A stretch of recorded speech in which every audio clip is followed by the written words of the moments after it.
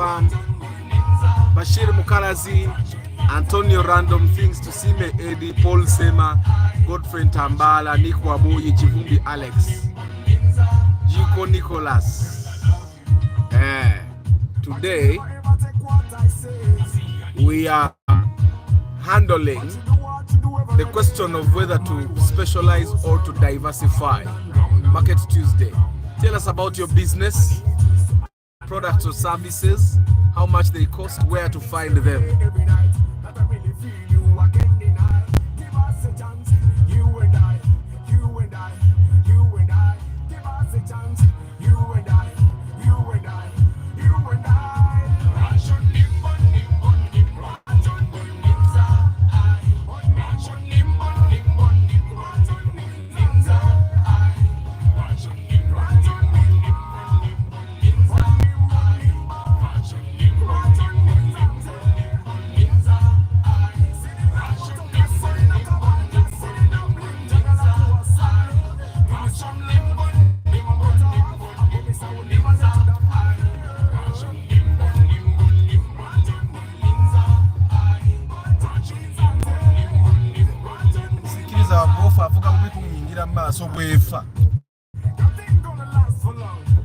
What if it dies?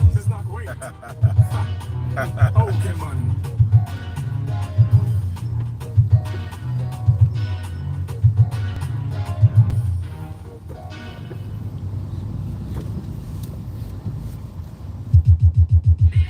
Good morning, Abe. Good morning, Pius, Andrew, Lucky Mose, Mwasuze Mutiavava.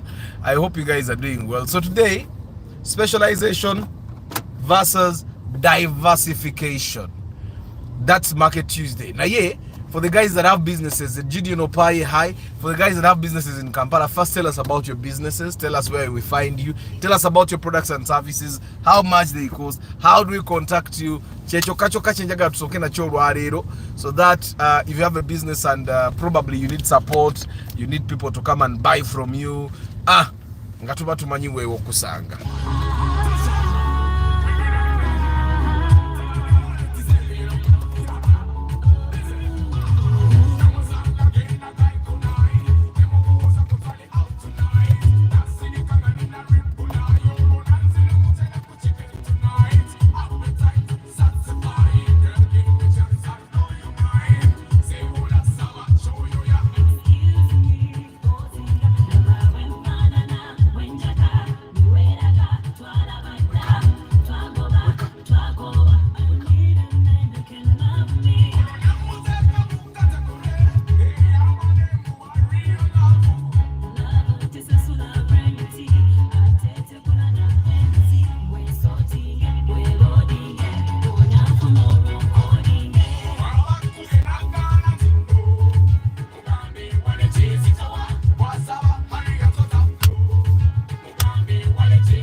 Ways on how to advertise poultry products. Yes, Abe. Yeah, Kari. Lucky Mose, if it is to give me money, I'm available. Just say, oh, today is a weekday. Attention, Yidi. Watching it da. Bana ibano bagala kulula bampa yangi balabe. Atono ntaka kubamu nakagamba anti chichi. Mugende muyite walala. Mwagala kunyononera motoka mu imbalabe. Ate bwakulula bampa yo badduka buddu sabo tebayina magezi. Taina mu yaddo tugezo otugamba kanyimire netondera omusajja nyonoonye motoka ye. Badduka buddu sinagatako nokuvuma. Atha buzibu kiddala obuli ku motoka ya field aboyinza okwewala. Kusobola okugiwangaza. Motoka givuge bulungi ikole service. Na yo tuli mu market guys. Let's not talk about cars. Let's try to improve our lives by first of all learning marketing, also by marketing our businesses. Brian, leo tuli mu Market Tuesday yoka.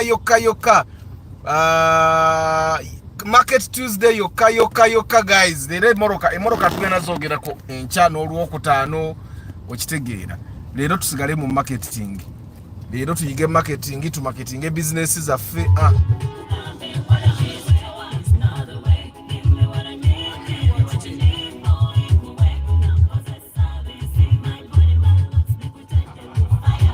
Girl, you got me feeling hard on top balance. I'm feeling blind.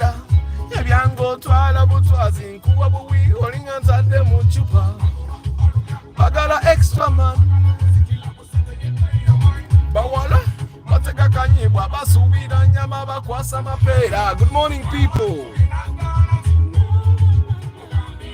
Leero njogera ku marketing yoka my people. So you market your business, ask me marketing questions. Abi Agambie, he wants to know ways that he can market poultry products. Which poultry products, Abi, though? Which poultry products? Maji, nyama, magumba, bioya. What do you want to market exactly? Because it's important that that we also understand what exactly you want to market. Because eggs could be marketed in a different way. Chicken could be marketed in a different way. So what exactly do you produce at your poultry farm? Amina Ivan, how is Mecca? Saudi Arabia, how is Mecca? How is Mecca? Wagenze kulamaga obaje okolera ndoza katugwe obaje okolera ngo okolera Mecca. Emikisa ji kabuyisi literally every day you get a mikisa.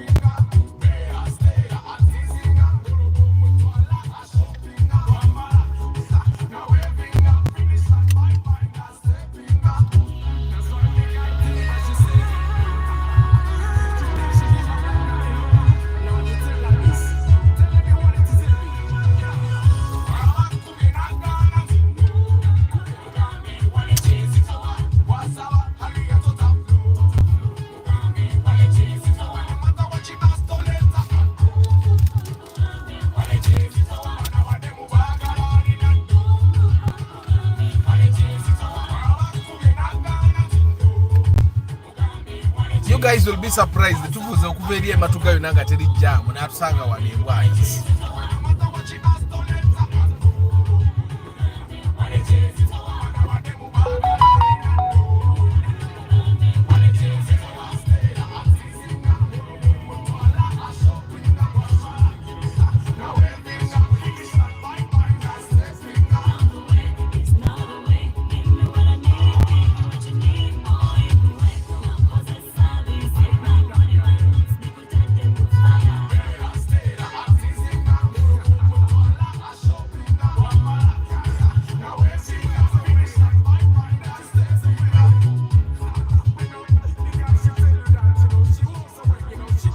Pai wants to market concrete blocks.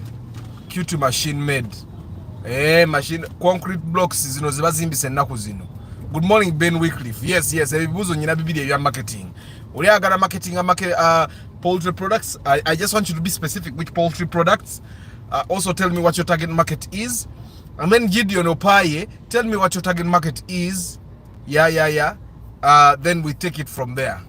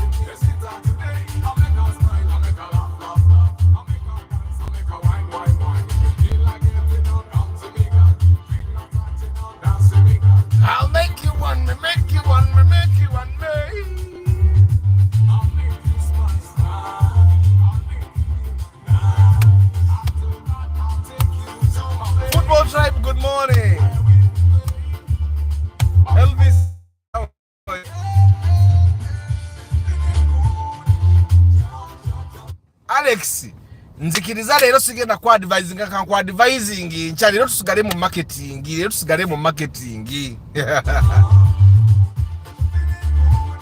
Bada kapse wa karango kanunate ndeta radio za Android buli radio ejirako kamera okujange moroka iri ko reverse camera but emoroka yo bate iri ko reverse camera buli radio je nkuguza ne camera yayo The prices are going to include installation. Gosembeza busembeza mmoroka waliye wange radio nga bagiteekamu ne kamera nga bagiteekamu ngogenda weyagala radio ziri za mulembe nnyo muve ku radio ziri mu katale wano abatrader bamwe babaletera radio nga zina for example let me see this one omanyi kiba kirungi nenjogera eno nagigula wano era nali njigula nga I want to see what are the specifications that you get from here wano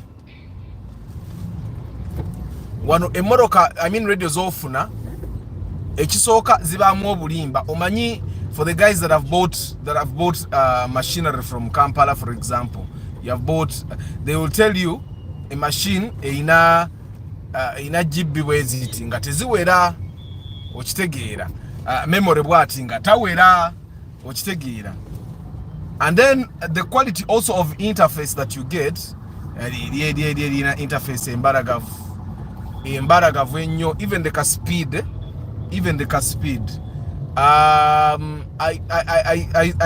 I had it in one of the cars that one of my followers bought. It was a really nice radio. Then nengezesa radio yawano gye nagula wano and then I realized that really much better. So so far ezisinga zabadde booked ngenda kubawo ne radio 10 zokka ezitali booked. So you can also book nongamba nange ojja kumpa so ye business yange so sense je mpisawo nako olwalero mugiwagire business endala je mpisawo nako olwalero it's that I do pre-purchase inspection my people. If you're going to buy a car and you want boba wetaaga obuyambi boba tobwetaaga go ahead and buy a car amagezi gemufuna ku channel wano mayitirivu osobola okwerondera emmotoka but if you need my help I come with a mechanic and we make sure that you get you get a good car at a good price. Yes otwaye emitwalo 45 jokka that money covers my time, the mechanic's time, the fuel that gets us to the cars. And like always guys I tell you tokeberanga motoka emu bwo ogenze mu kibanda gezaako okulaba emmotoka nga 5 at least olone mwezi 5 buli bwona ogenda ogula emmotoka n'olaba mmotoka emu n'ogula eyo oba okoze bubi okitegeera. I greet you in the name of Jesus Christ. Amina Lucas Mulinyabigo. We also greet you in the name of Jesus Christ. Encha idi banange. JFK Arts, good morning. Moses Heath, good morning. Mwe bagay. Kakati. When you're going to open a business, or let's imagine you already have your business open. One of the questions that you're going to have along the way as you grow your business is whether to diversify or to specialize, because that's a very important question, because whether you diversify or specialize, that will determine a lot of things, determine the number of staff you get, it will determine the amount of capital you need, it will determine the amount of effort you put in, it will determine the size of your market, it will determine the size of your operations, which together. So it's important that you always answer that question, and it's a marketing question, by the way. That's a marketing question. Even profitability is a marketing question. Basically business runs around marketing. Without the marketing department, your business is gambling, which together. And you see, even government organizations are gambling with public relations. You are able gambling is from the beginning. Sensitization should have happened on the mainstream, but they did sensitization through billboards, which take it through writing articles in newspapers. That doesn't work for Ugandans especially. They should have gone to bloggers, they should have gone to TVs, done real programs talking to people about ifris. Yesterday the city was on lockdown. I'm willing to start a home electronics shop in addition with some little motorcycle spare parts. My target market is rural growing area. My capital is 13. Advise me. Edwin, it depends on where your business is going to be. But I find that home electronics shops zikola nnyo in areas, residential areas. But then also you have to also ask yourself, mu kitundu mwoli abantu abasinga bagula ki? So that you don't stock packers when those people cook on their charcoal and they are okay. Which tegeera. It depends where you are. It depends the class of people that are in that area and all. And then motorcycle. Me, I find that motorcycle spare parts alone in the rural area would actually do you justice more than electronics. Electronics mbyalo tetatambula naye nga ate pichi. If you did a motorcycle spare parts shop and also had a garage there, I find that it would make business sense. You'd actually have a market, a very big market. You handle customers properly, and the business will grow and grow and grow. Motorcycle spare parts alone will do you justice. Electronics ziri a little bit tricky. Nadala ngo oli mu kyalo. Gideon Opai says he wants to sell concrete blocks, and the target market is companies like say Young Brothers. They can produce up to 20k pieces. Okay. Now, Gideon, since you're targeting the B2B market, you're targeting the B2B. Your marketing shouldn't be that hard. You use personal selling. You go find the procurement officers of those companies and crack deals with them.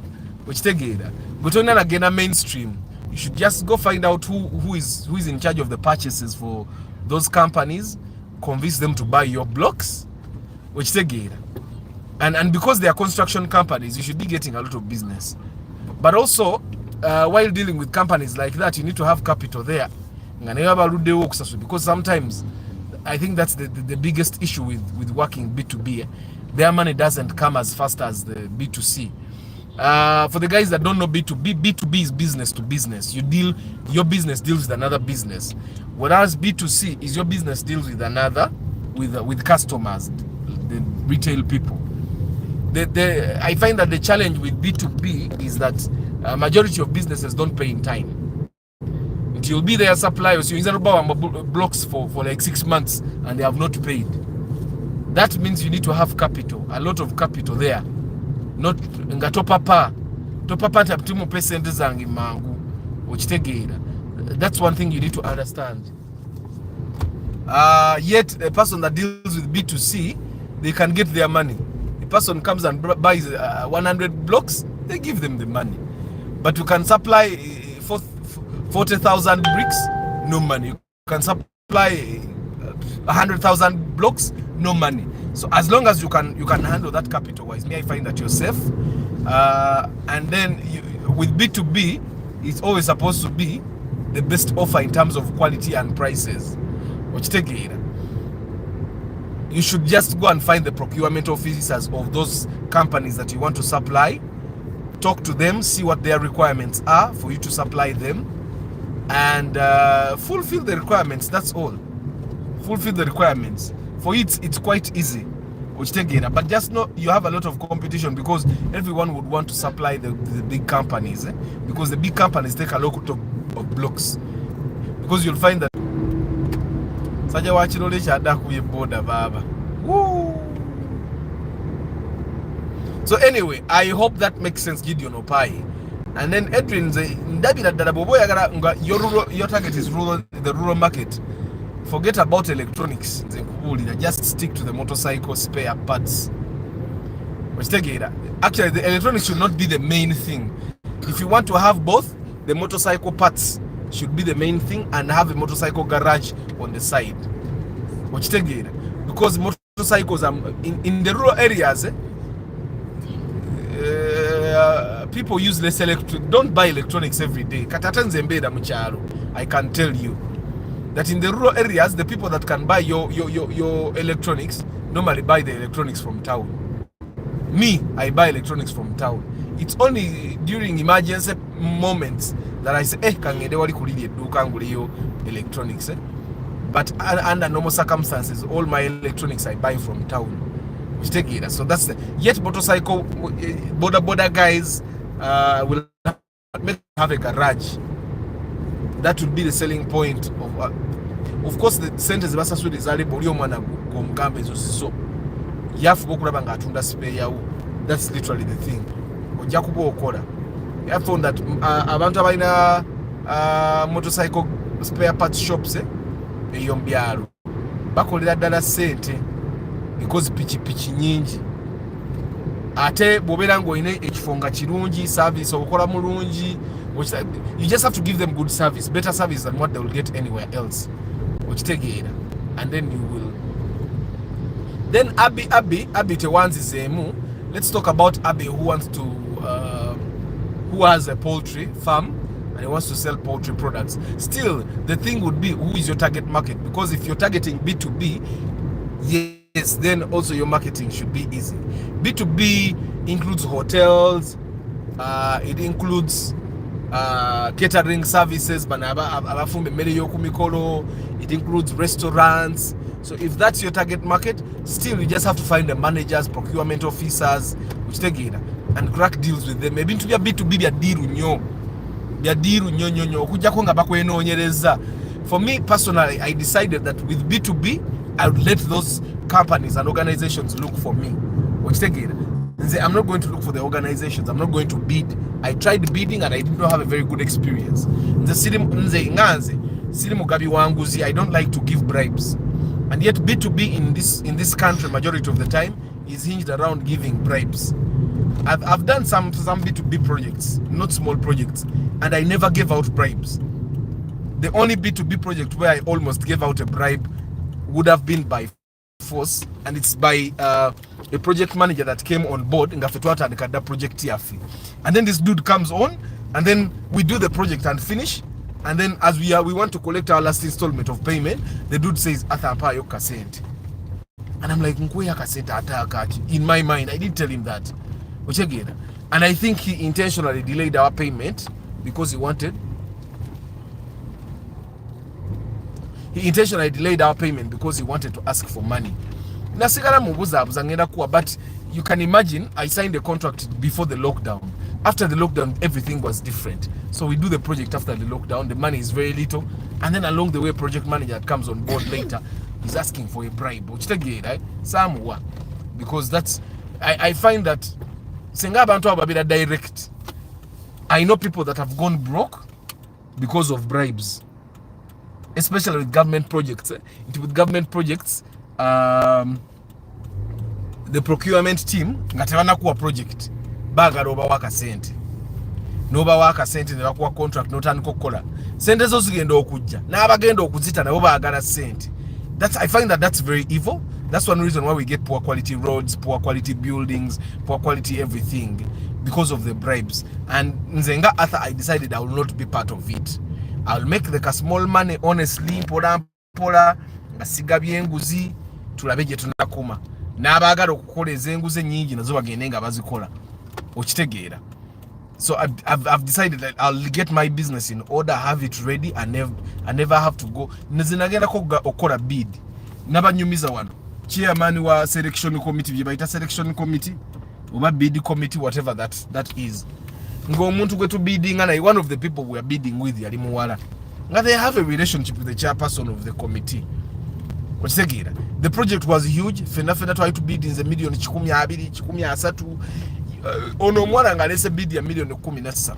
And I asked her, "Memo bid in the million 13. How are you going to do the project?" Kumbe bo bali balina kye bamanyi, because the chairman committee yali akimanyi the project was being done in phases. Katibano, when they submitted the bid, by submitting a bid ya phase 1 ya million 10 meka. The rest of the people that submitted bid documents for bidding for the entire project. Kati ne wesanga for bidding for the entire project. Wali omuntu bwatunulira ekintu alabanga ekinere. Chairman yamanyi bwagendo isawe ekyamukazi we. Osegera, I put in a lot of effort. I put in a lot of money to get the bid documents in order. That's the last time I decided. The time I decided that I'm not going to bid on any project. And since then, things have been working out, by the way. Slowly, Fedetfuna as many projects as the guys that give bribes, but we also get a bit. I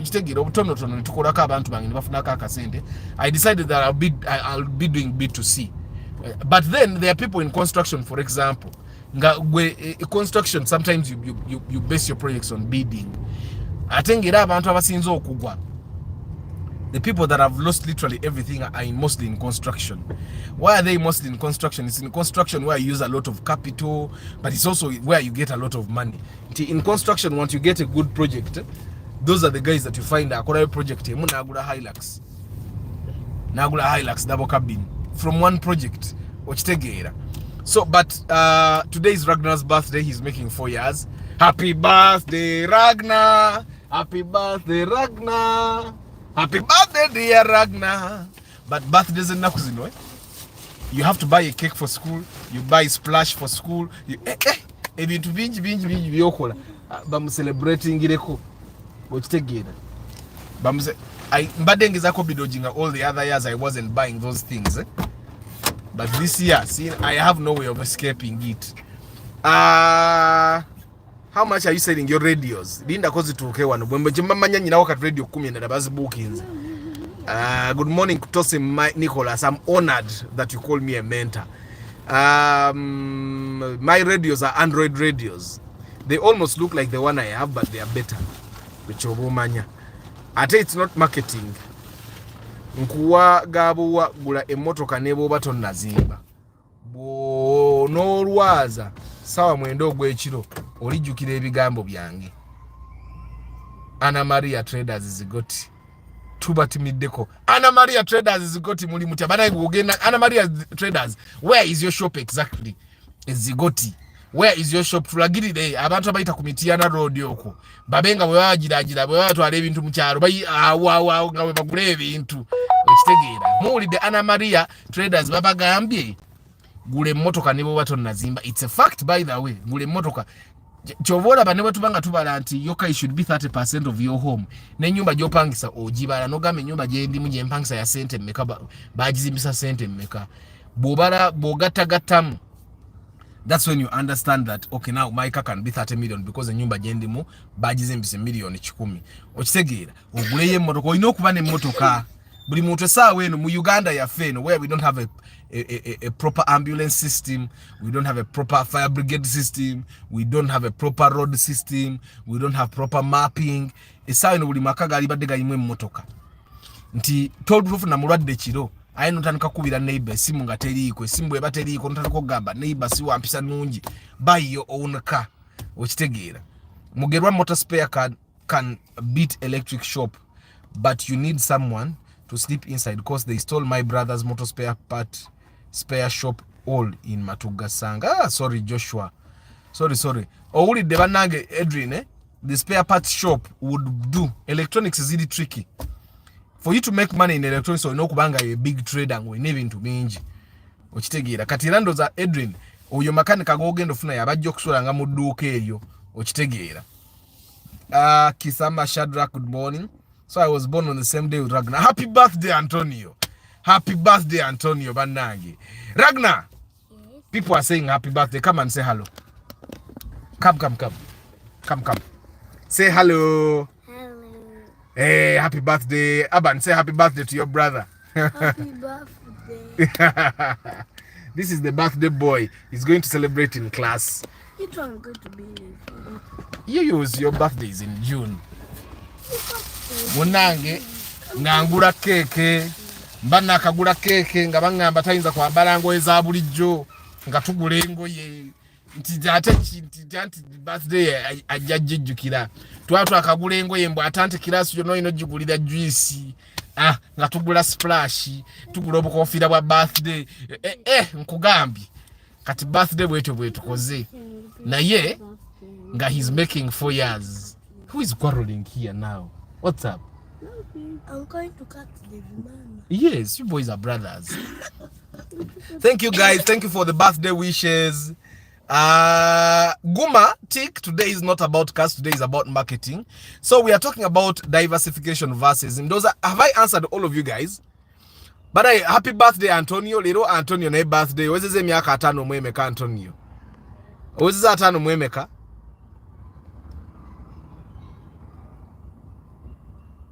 Guys, I'm not saying the price of my radios because I got a basi, right? How much tax they tell me how I have to pay. Ngate gocho manya buli radio agenda kugira ko reverse camera. Ne bobera ngo ovuga 10, ne bobera ngo ovuga kosa. Imoroka yegenda mu enkoteremu ne reverse camera. Kweganga boteka mu reverse boat. Okadaba wana imabega. So katugocho chobo manya. I'll tell you about the prices later. Amina and Tambara. Guma, good morning. Thank you. So, anyway, Kati, Diversification means you create, you can diversify in terms of market, you can diversify in terms of products, you can diversify in terms of locations. So the question is, should I diversify or specialize? And I'm starting my engine now. You guys get out. So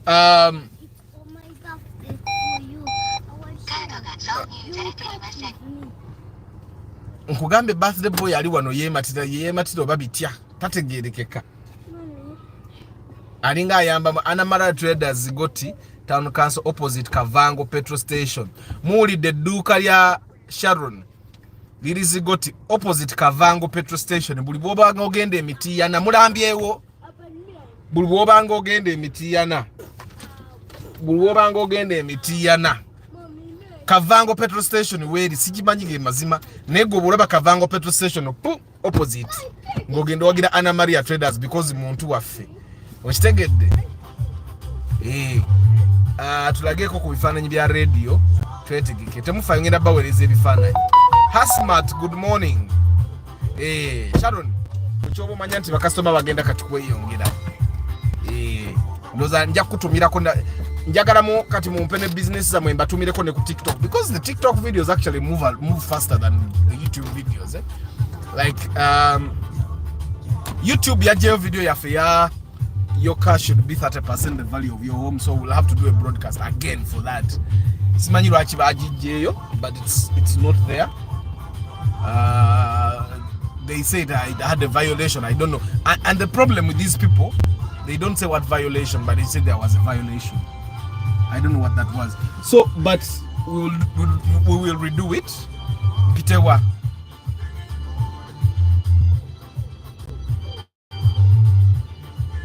And what about the first? You know, said guru. What about the faster than this place?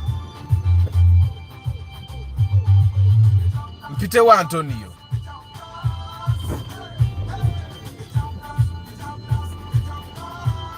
Kampiteno.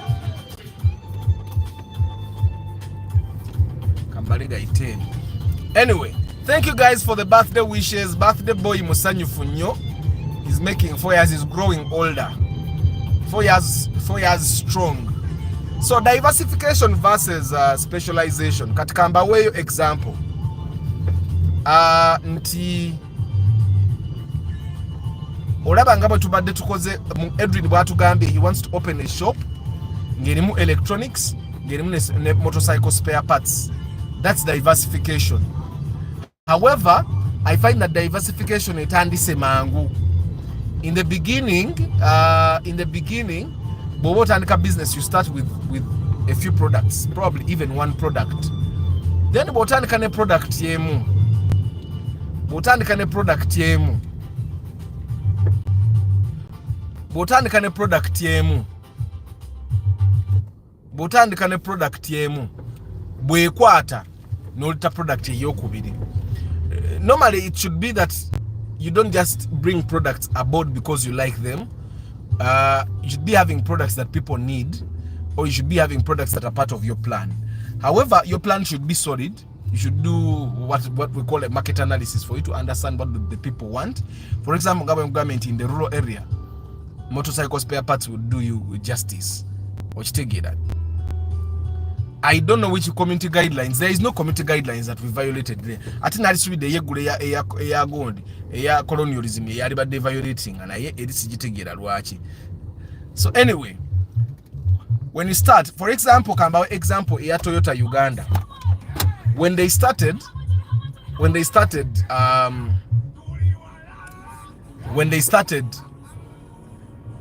trading, batanikane brand yemu. Batankane brand yemwe yemotoka Toyota ngazezo kaze bakolachi balina spare parts wa Toyota balete motoka Toyota empya bakola service wa Toyota okitegeera only Toyotas. Now as the business grew, as they became known, they went and got the franchise for Yamaha as well. Ni batandika okuleta even Yamaha as they grew, ne baleta ne Suzuki aboard. Now, as they grew, ne baleeta kati I think baleeta ne Sinotrack. Is it Sinotrack? Is it? Waliwo ebyo birole ebyo bibagira. But you know what, every time they do, what they are doing is called diversification. In the beginning they specialized in Toyota. But specializing ku Toyota. But afterwards bagenda nga diversifying. Okitegeera. So you need to understand that diversification is something that is not something that happens. It happens automatically. Diversification should happen out of necessity and need. You should actually even have the right amount of capital for your kind of growth, because diversification should happen out of growth. It should not happen out of love, out of I want to diversify. It should be a need based thing. Okitegeera nti kakati okusinzira bwe tukuze with Toyota we cannot grow any further. Era ogenda okwesanga nti by the time these guys decided to bring on Sinotrack oba howo that Fuso is it Fuso? Fuso eri mu Spear Motors. Fuso eri mu Spear Motors I think bo balina Sinotrack, but by the time they brought Sinotrack bali batandise n'okuleetayo motoka obutono bu started $1,200,000 $7,000,000 baleseyo Romeo $9,000,000. They have brought those cars, but I think according to what the market is, a person cannot go and buy a Romeo at 90 million. When at 90 million they can buy a Harrier Kawundo and even have some balance. At 90 million they can buy a hybrid Prius and even have balance. So it's very hard for you to get someone to come and buy a 2020 model car ngasura matunga. So then they realize that there's a majority of the cars that are bought from Toyota are actually SUVs. Mumpia ihane bogena mbuno omoroko butontono bwe baleta bu Suzuki bichi, it's the new cars that are being bought more. It's the SUVs that are being bought more. The small cars are not very much. I think they did the survey. Ihane bogena kati mu showroom yabo ojja kwesanga it's the SUVs that are mostly there. Buno omoroko butontono buteba kyabuleta nnyo. It has to do with the demand. So I think they realize that majority of the people that buy from them are actually corporate clients, B2B. So once you realize that it's a B2B that buys from you, then you start making the right decision. So I'm giving the example of Toyota Uganda is because it's something that we can see. Nebogena mu showroom yabo, bayina showroom bidu, bayina ya Suzuki ne ya Toyota. Go to their showrooms. Tebayina emoroka za awansi, bayina yo bi drone yebyo, bayina yo zi double cabins, then bayina Land Cruisers. So your diversification should be need based. Edwin, the way you wanted to open that shop, like 2 people have already told you the motorcycle business would work better for you. Looking at the target market where you are, mucharo abavuzi ba boda bangi wabula abantu abagula ebintu by'amasannyalaze be batono nti mukyalo paka esobola okufa ne bamala emyaka ebiri nga tebagi replacinze kati gwe boba osuubudde pacolators, who is going to buy them from you? Then ate abantu abalina access abaagala okugula ebintu by'amasannyalaze majority of the time ebintu babigula mu kibuga, avaayo ne roll ya waya, kati gwe bona ogula roll za waya nnya zigenda kukwata. So nga ate spare parts za pichi oba olese babita pocket nkamanyi ka pocket. I don't know what it does. I remember them talking about it when navugira pichi. Olese ekigere ekisamba, olese mudguard, olese carburetor, spare bwa carburetor, ebyo bintu ngobina ate bijatambula on a daily basis. Okitegeera nti with motorcycle spare parts there are so many marketing tactics you can use. Osobola n'okugulawo eyo mbyalo, n'ogulawo ne insurance plan yaba motorcycle ba boda nti buli naku gwesasula nusu 10 piki yo weefira tukanika bukanisi goba. Of course I'm not telling you to do that, but companies survive. Nti bemba n'abantu banga ababoda 10 nga buli boda mpa nusu 10 every day, kitegeeza nyingi z'emitwalo 10 buli lunaku oba ki nti emitwalo 10 boda mmeka ezifa mu wiiki. Tojja kwesanga nti boda buli wiiki bajja ne bakola service goba tuliirwa. But of course that's math that you have to figure out as a marketing person. These are things that if you had a marketing person, they would come and look at your business and say, for us to make more money, let us use this avenue. That's why you find that the big hospitals, insurance companies with them, they create their own insurance cover. That's a way for them to make money out of people.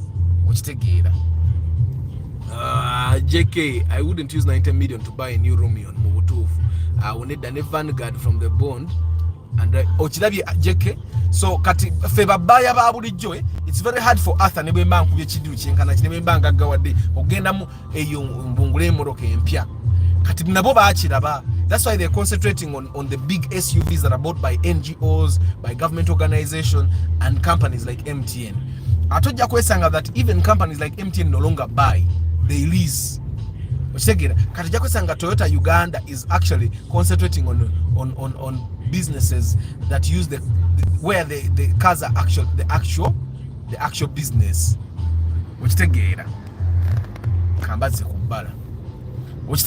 So ojakwesanga that's what they are looking at, but that's ndozolaba how their diversification goes. Katojakwesanga right now all the cars that MTN drives, for example, sizabwe tebazigula, they lease their vehicles. Nti ekifo kyogula emmotoka million 2.5 ffe tugirizinga buli mwaka tusasula million 8 naye nga buli mwaka tuvuga mmotoka mpya. Okitegeera. Good morning JK, good morning Council Patrick. It's Howo. Howo. Oh, yes, sino traka byanjawulo. But you see the diversification. Which other company can I give you as an example? Mboka ya majesi say food.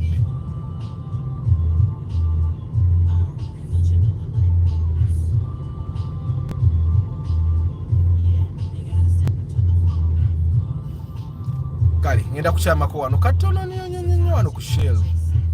Ngenda kumpa mu seconds nga 5 dakika game. So we are talking about diversification versus specialization in business. I find that specialization is the right way to go in the beginning. Wabanga business wakajitandika. Specialize at one thing. Get really good at it. Let people know you for that one thing. And then you can diversify. Ne Coca-Cola bwe yali etandika batandika one soda brand, Coke. Ochegera. That's why even their company is known as Coca-Cola. The same thing happened with Pepsi. And as they grew, they diversified because they realized Coca-Cola is very strong for the kids. So let's create a brand that is specially for the kids. That's how they came up with Fanta. Then they realized we have Fanta, we have Coke. Then let's create a drink for energy. That's how they created their energy drinks. Ochegera. Yagala yingira ko wano mushero katono nnyo.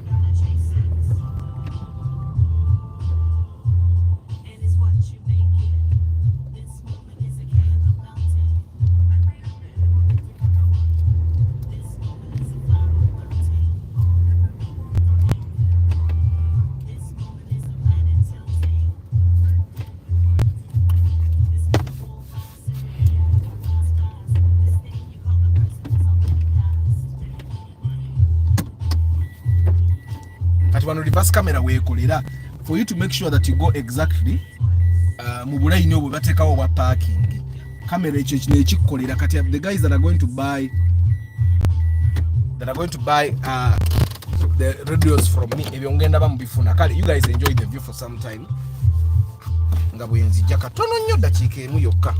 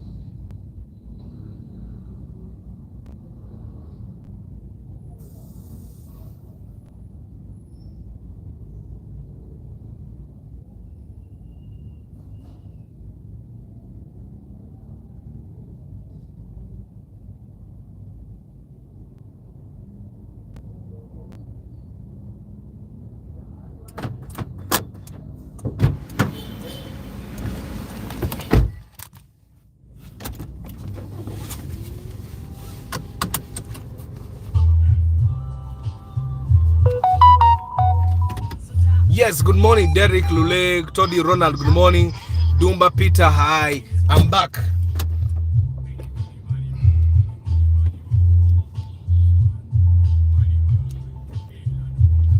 Mulowooza golf tebikoze. Mulowooza golf tebikoze ate tagirese wano talinye Uber. Mulowooza golf tebikoze ngeri ku BL. Golf mulowooza tebikoze. Ate mwagala wulira. Golf ebikoze ata compare for midfielder and a wish. Derek ncha si lero tuli mu marketing. Tugambye oba ngambye I would recommend that you specialize first of all. You specialize in one product or service, get really good at it, let people know you for that, and then you diversify after there. You don't diversify at once. For example, the Shell petrol stations. No. Tugende ku Mandela. City tires. Mandela twasoka ntumanyire emipira. Literally everyone knew Mandela for tires. For a very long time he dealt in tires. Ngalete ezo lingirongo bichinga ali eri wanse nga ku park. Mandela yatuka ngamanyidwa for tires. Then he brought City tires. I mean City oil. City oil nesoka nekola amafuta gokka. Ngekola amafuta gokka. City oil bwe ekula neva ku mafuta naleta service bay. Actually City oil bwe yagireta ngekola amafuta nagatako City tires. City tires and City oil are two different companies. Okitegeera. So City oil kuliko watundide emipira je. Because emipira ja Mandela gibwe yasoko kugitunda. Yali agitundira ku Shell. It was a Shell, I think.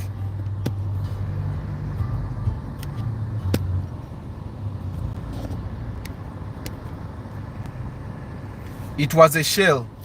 Okitegeera. It was a Shell. Nti Rachi ngamba nti Mandela yatandika okutunda emipira ng'agitundira ku Shell eri wansi eri. Was it a total? It's a Shell, I remember nagula ye emipira nga City oil tenaba kutandika. Because City oil is a very recent petrol station. Then natandika okutunda emipira ku City tires, ku City oil. Ng'atunda mipira n'amafuta. Bwe yatuuka nga amafuta gakutte nga n'emipira gikutte, people know aba taxi. Era bwe yatunanga emipira ekyamutunza nga emipira wansi eri ng'atunda asinga guza aba taxi emipira. Aba taxi n'abaloole. Era ne wano ng'asinga guza aba taxi n'abaloole. Era even as is marketing, even right now, ni baba marketing ku radio, ku TV. Bwaba marketing, he's trying to target the taxi drivers and lorry drivers. You see how he's specializing even in his target market here. Era bwaba atunda atiyena ngakonti amafuta ganga ga petrol malungi, because it's petrol cars where we are really concerned about the quality. With diesel cars, they get banywa bunyi kyonna kye basanze.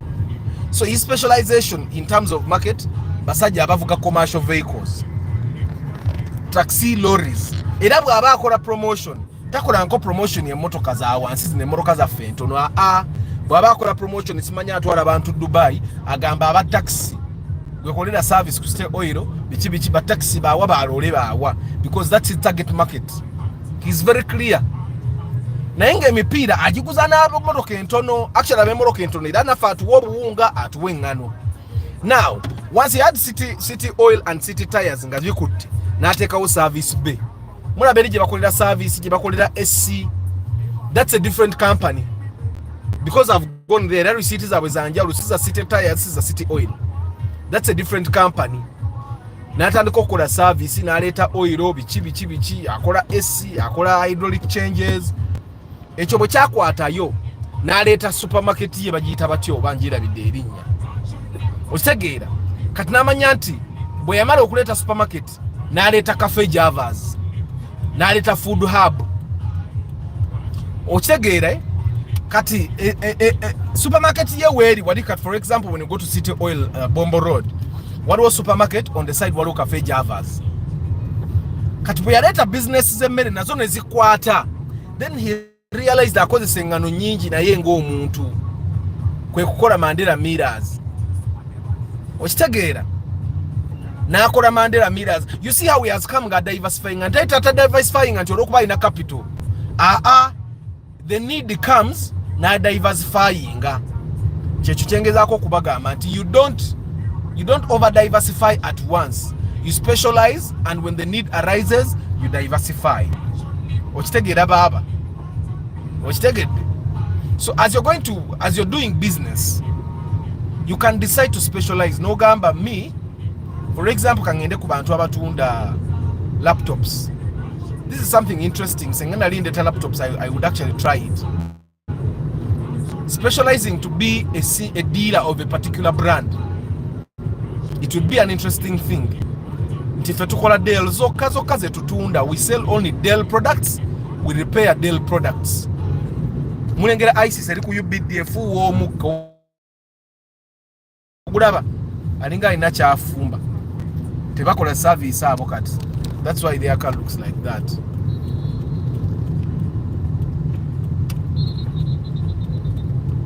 Imoroka mugirabe ISIS efuwa omukka. So you guys mutegera diversification and specialization wekolera. Ne woba diversifying mu market nga tonnaba kugaziwa, because you guys remember Mandela nga tanakola city oils ndala zonna yasoka nakola city oil yo ku Bombo Road. Nakyo ovola bandozi si yesinga obunene yesinga okubeera busy. Nakola city oil ya Ginger Road, you remember eri Ginger Road eri Nakawa. Nakola city oil ya Kamwocha. But of all those city oils, wherever they are, kati ezo satu nze zesinga okumanya. Alina city oil obulala. But city oil ya Bombo Road ye kyakikutte. Kuba yeriranye abantu be baguza aba taxi eri wansi gye bali bavaayo mangu ne bajja wano waggulu. Osegera. But that doesn't stop him from having other city tires. Aina city tires as a company. Zina branches gyatunda emipiira. But then he also diversified in terms of market. Nti aguza even business clients abagala okusuubula, because he's a distributor of Linglong. Aina ne baguza, but also Linglong as a manufacturer yamuyitamu eguza ne ba traders abalala. So empire emirala, I realize empire emirala jetufuna in the market, Linglong abantu abala bagenda nabo ne beeretera okuva ewa manufacturer. Okitegeera, actually Mandela yagezaako n'okuloopa naye nekimulya nga he doesn't have an agreement with Linglong. Yes, Mandela kati akola ne wheat flour, but you see how we diversified over time. After being backstage for long, following every video. Amina Eric, thank you for always following. Brian Wanyama, it was Gapco. Yali Gapco, yali Shell. But then it became a Shell because Gapco yatuuka neevaawo. Nze we natandika okugula kale emipiira wa yali Shell. When nagulirayo emipiira gya Linglong, it was a Shell. Ane baba waliwo ne Gapco. Okimanyi nti nno ensi etumalira mu bwereere. Mukimanyi nti Gapco yaliko nga petrol station esinga obunene mu Uganda. Gapco, Ajipu, Kobilu, abono nabo baaliwo. Ne kati oba baddawa baaba. So eduniya tekwemazaamu. Byonna byonna betukola bya kaseera buseera. Take care of yourself. Don't fight other people. I'm directing a play right now called Richard III. For the guys that did literature, mujukira Richard III. Richard III is a play about a guy called Richard. He was a henchback. But a henchback. He looked really horrible. And he ended up killing literally everyone he could kill so that he becomes king. And it did not end very well for him, because he ended up dying himself, slain at battlefield. And I'm playing Richard III. This is I've never taken a big role, but this time I'm making sure I'm playing Richard III. It's an experience that I want to get. It's an experience I want to get, playing a big role. I'm scared about the lines in Navy Okora Binji. But Richard III is a play that teaches us obuta isabubi bantu bannaffe. Obuta isabubi bantu bannaffe for the benefit of tuleme kuyisa bubi bantu bannaffe nga tugezaako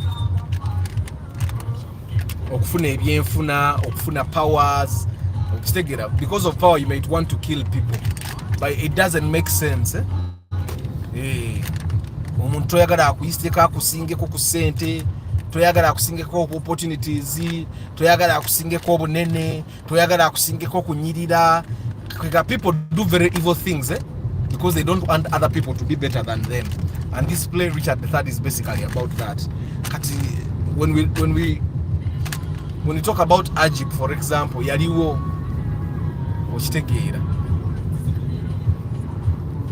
So anyway, diversification does amukategedde. You should not diversify simply because you can.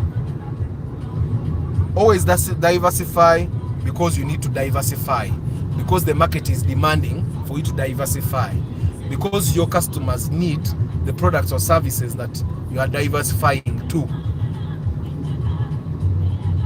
Ate kati ekirala kye mulina okumanya, there are businesses that diversified too soon. Mujjukira safe border we yaleeta safe money. Example zijja amaze kulaba kano kapande ka gundi. Maze kulaba kana akapande ka safe border n'enzijukira. Nzijukira ne safe border baleetako ku safe money ne kibalya. Safe money ne bagisuula. Kati balina safe car. Safe car yeekoze because Uber is going down. But what lesson do we get from safe money? Don't diversify simply because you can. Because when they brought safe money, they were not competing only with mobile money. They were also competing with mobile banking, agency banking, and all that. Those guys cannot leave you in peace. Nimwe bana abantu bakubira ddala ebitaala obalaba ekitaala ekibadde za side yaabwe tekibakkiriza naye baye bakuba ekitaala.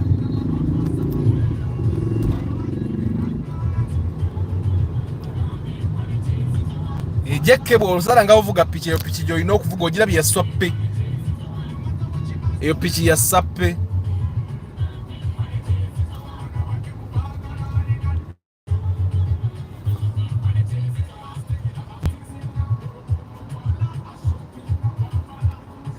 So diversification and versus specialization as a topic, I find that we have exhausted it. It really doesn't have so much for us to talk about. But when you realize they will get a manufacturers, they manufacture one model, netambula, and then they say, oh, tukoleyo neno enaekorachi. It's always a need-based kind of diversification. But tukole model kabwet enebe ekorachi, egenda kola kino na kino na kino na kino. Okitegeera. So that's the same thing that you should do in your business. May I find that specialization is very good, but specializing, you become so good at what you do that your competition is struggling to try to get to your level.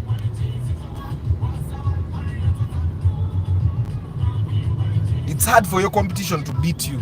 Now, diversifying, you get into territories where you are not very good at, and then you start competing with those areas. Like for example, Toyota specialized in reliability, and that's where they are good. Mercedes-Benz, Volvo, Audi, they specialize in luxury. Their reliability is questionable even by themselves, but they are luxurious. That's where they specialize that. And now over the years, because the reliability aspect has been taken care of, the Toyota guys have started making a wish that looks luxurious. That wish is comfortable, guys. There you go. So now they can start creating that. I've lost a friend and the mother's friend's wife because of bikes. They came on holiday to party and two lives were lost. Eee, man, sorry. Nze pichi nzitya nze mvuga buli wamu and until we have bought another car batabani bangena bano na buli wamu batwale buli wamu mukitegeera boda nzitya nga bw'okiwulira. Werabidde Caltex waliwo ne Caltex bannange. Good morning iPhone Pro 13 Pro Max Sebugwawo Medi Muyombya Mark Brian Wanyama. Guys, it's Market Tuesday. Muganya okumarketinga business zamwe owezigoti yeka ya marketing nze bannange yabagambye opposite Kavango petrol station eryo edduuka litugulako ebintu Anna Maria Traders. Bw'otuuka ezigoti ku Kavango petrol station edduuka eriri opposite ne petrol station yeyo kabwe tuba tugenda Emityana nga twalayo ebintu by'abakadde tugenda ku mikolo awo tuba tugula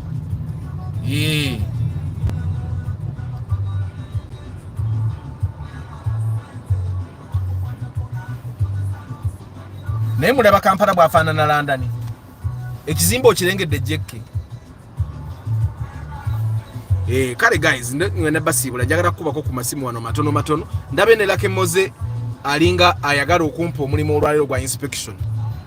I meant another, not mother. A friend. Okay man, sorry nze pichi I have access to motorcycles also na enzitya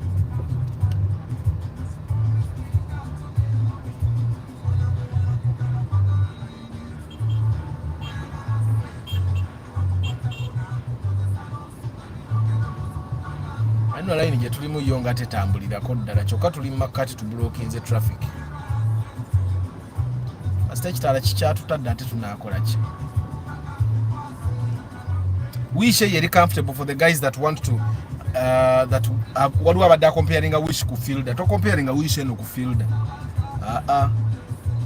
fielder kyegenda okukuba nti eina resale value eyo wish teina bulungi resale value yetuli mu maaso fielder ina resale value, but in terms of comfort and value for money wish eyo nze ndabe tuwa value for money okusinga fielder okujanga ate ofunye fielder eri mu valvematic naye oba fielder gyofunye erimu normal VVTI buba fielder gyoyina erimu normal VVTI togula wish. Amina prose bravo kyekiriwo prose oli steady nyonyonyo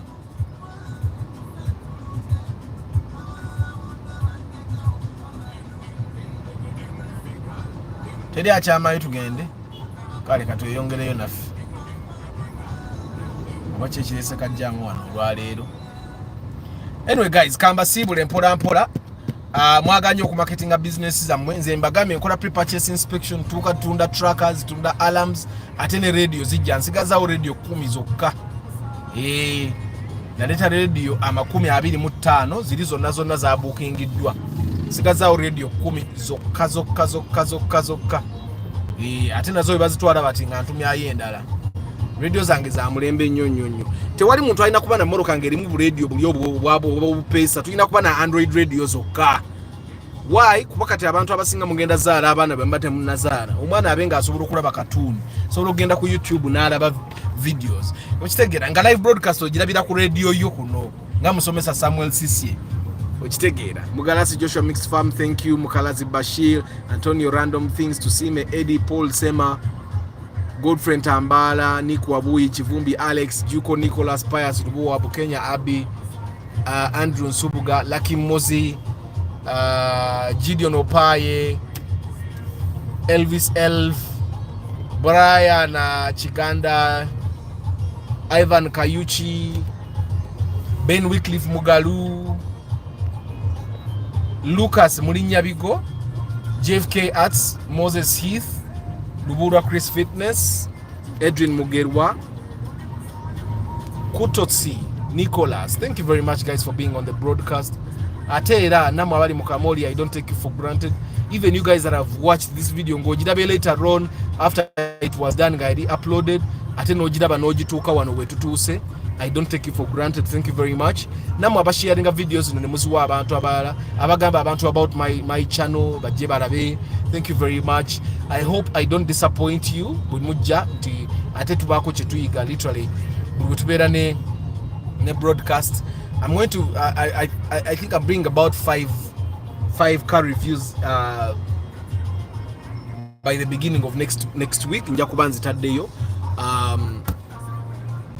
so that we understand the advantages and disadvantages of the cars we actually want to buy. Nantume Sharon owa Anna Maria Traders zigoti opposite Kavango petrol station. Kisa Mashadrak, Kambe CJ, Gumatik, Hasmat, Pius Lubowa, Ben Kako, JK, Toddy Ronald, Derek Lule, Eric, Brian Wanyama, Sebugwao Medi, Tekasango, iPhone 13 Pro Max, and Prosi Bravo, guys. Thank you very much. Kamaro kugeza kubako byenkwasaganya muko wano katono. Ate tunaddamu tomorrow morning. I wish you a very lovely day. Don't do what you wouldn't want your boys to do, what you wouldn't want your girls to do. Don't drink and drive. May God bless you. Ciao.